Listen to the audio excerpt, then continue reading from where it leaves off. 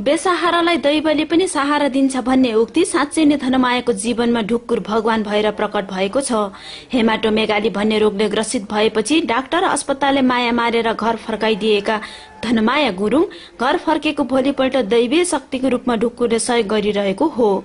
आर्थिक अवस्था ज्यादै नाजुक रहेको ध्रुव गुरुङका श्रीमती धनमाया गुरुङलाई थप उपचार गर्न 12 लाख लाग्ने, उपचार गरे पनि लामो आयु नहुने अस्पतालले जनाएपछि सातो पुत्लो उडेका उनीहरूले बिरामीलाई असार 29 गते घर फर्काएका थिए।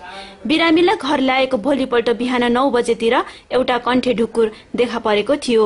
यस पछाडिका दिनहरूमा नियमित 6 बजे आउने, दिनभरि बिरामीसँग बस्ने, साँझ 6:40 तिर जाने गरेको छ। 2069 साल असार 30 गते शनिबार बिहानको 9 बजेको सेरोफेरोमा ढुकुर आउनु भएको अनि आएर चाहिँ एक्कासी चाहिँ बिमारीको खाटमा गएर बस्नुभयो। त्यहाँदेखि बसेपछि चाहिँ ढुकुरले बिमारीको लुगा फाटा, हात खुट्टाको औँलाहरू इत्यादि कपालतिर ठुङ्दिने, नङतिर औँलातिर चाहिँ चुसिदिने, बिमारीको बिस्ताराको वरिपरि लुगाफाटा फड्कालिदिएको जस्तो गर्ने। त्यसो भएपछि अनि एकछिन आराम पनि गरेको जस्तो गर्नुहुन्थ्यो, सिरानीमा गएर सुत्नुहुन्थ्यो। त्यस पश्चात गएर चाहिँ फेरि नैटोमा बिमारीको भुँडीमा गएर सुत्नुहुन्थ्यो, त्यहाँदेखि घुँडामा आराम गर्नुहुन्थ्यो।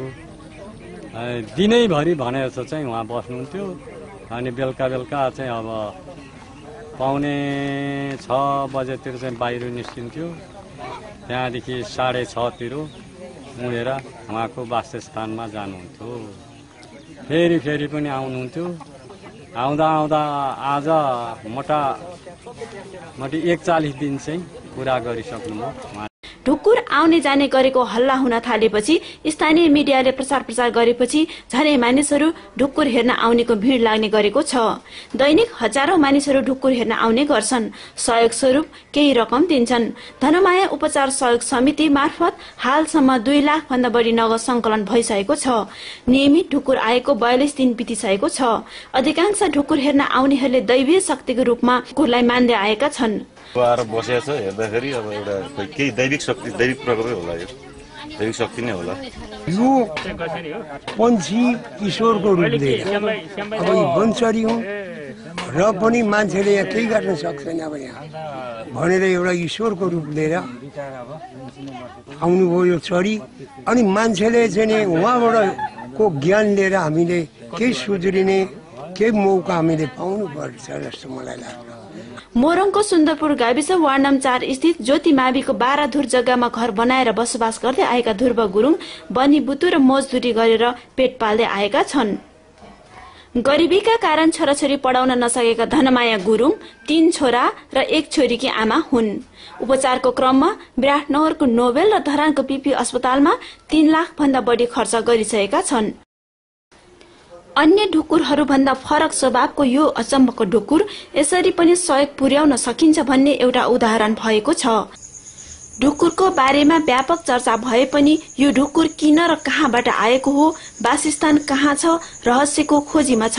जे भए पनि मानिसलाई यसले एकपटक सोच्न बाध्य पारेको छ। ढुक्कुर आउनु अचम्म र रहस्य भए पनि अझ अचम्म र रहस्य त्यति बेला हुनेछ जब बिरामी निको भएर लामो समय बाँचिन् भने। नेपाल टेलिभिजनको लागि कृष्ण भट्टराई, चन्द्रकला राई, सुन्दरपुरको मोटे बाँध। टीका लगाएर ढुकुरले छोपेर टीका लगाएर पठाइदिएको यस्ता पनि कुरा भयो यहाँ। ठिकै छ, होइन पालेको कसले भने यहाँ पैसा माग्नु आए अरे ढुकुर पालेको अरे 3 भाग हुनुपर्छ अरे भनेर कति हल्ला पनि मात्रै छ। तर यहाँ एकजना मान्छे पनि आएको छैन। जस्तै यहाँ वनपट्टि म एकदम अब हामीले अब उहिलेदेखिको जिजु बाजेले मारि ल्याएको भगवानहरू त्यही मान्छौ। बुवा बिजुवा हुनुहुन्थ्यो। ढुक्कुर कति बेला आउने कति बेला जाने गर्छ तपाईँलाई थाहा भयो हुन्छ? अब ढुकुर बिहान बेलुका जाँदाखेरि 6:30 मा जान्छ, 6:45 मा जान्छ। आउँदाखेरि नि बिहान टक्कै फेरि 6 बजी आइपुग्छ कोही बेला त 6 बजीकन आइपुग्छ।